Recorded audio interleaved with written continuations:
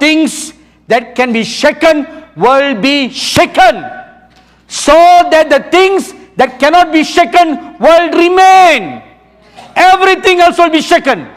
Your family will be shaken. Your life will be shaken. Your future will be shaken.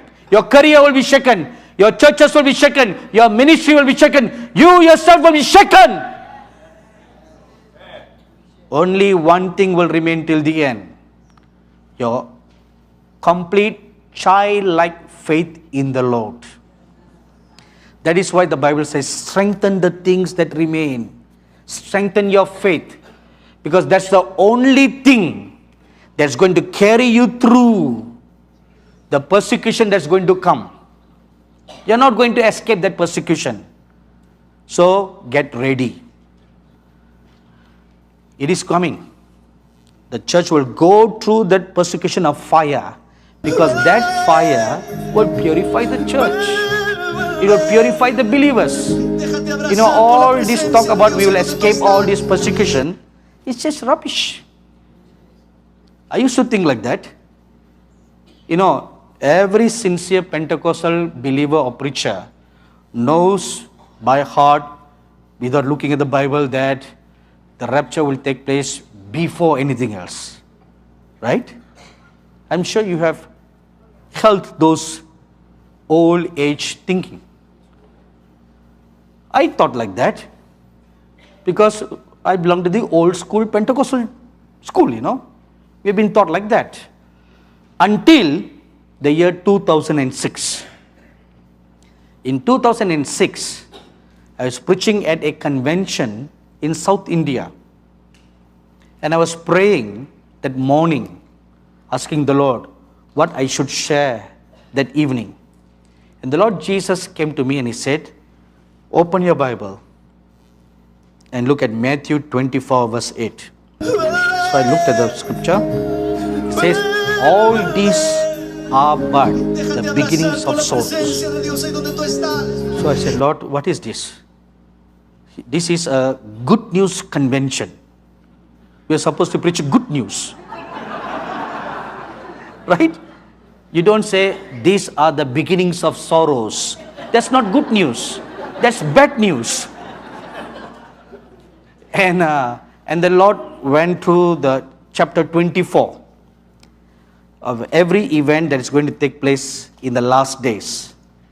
And then He went through with me Matthew chapter 24 and the books of Revelation.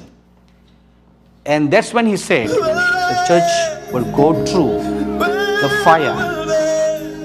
I said, Lord, this is contrary. What you are telling me now is contrary to whatever we have known.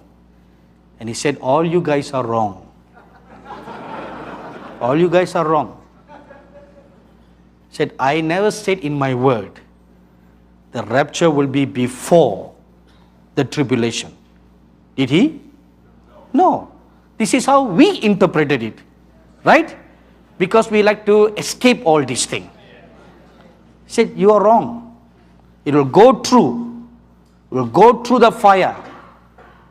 That will be the last final test of our allegiance. Amen. You know, you all are very smart people, aren't you?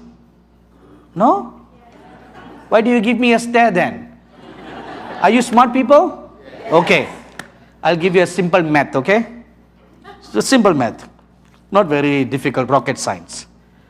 Now you just listen to me very carefully and use your logical reasoning now.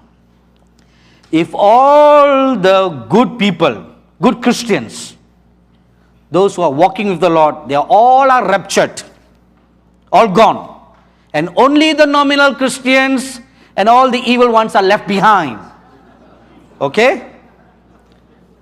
Why force them to take the mark of the beast? Why force them? Because they all are prepared to take the mark of the beast. Why force them? Because they'll all be psycho-conditioned. They'll all be taught to receive and to know that the mark of the beast is okay.